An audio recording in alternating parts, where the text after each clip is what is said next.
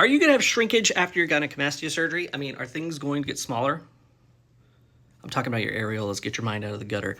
That's right. We're talking about big areolas. Some guys can have larger areolas when they have gynecomastia. That's because all that tissue behind the chest is actually pushing everything out.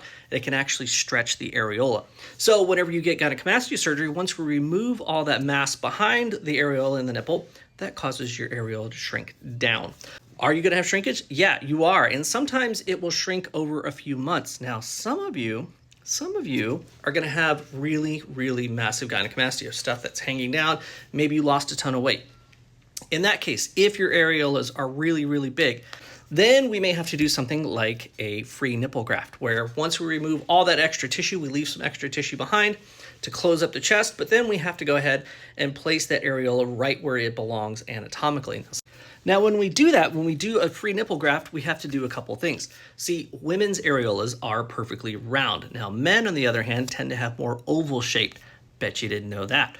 So whenever we do that, we need to kind of tweak that shape a little bit to where that way we get the more anatomical shape of the male areola. So don't believe me? Go ahead and look at your areolas in the mirror. You'll see what I'm talking about. But so whenever you do have gynecomastia surgery, you can expect some shrinkage of those areolas if you're concerned about the size.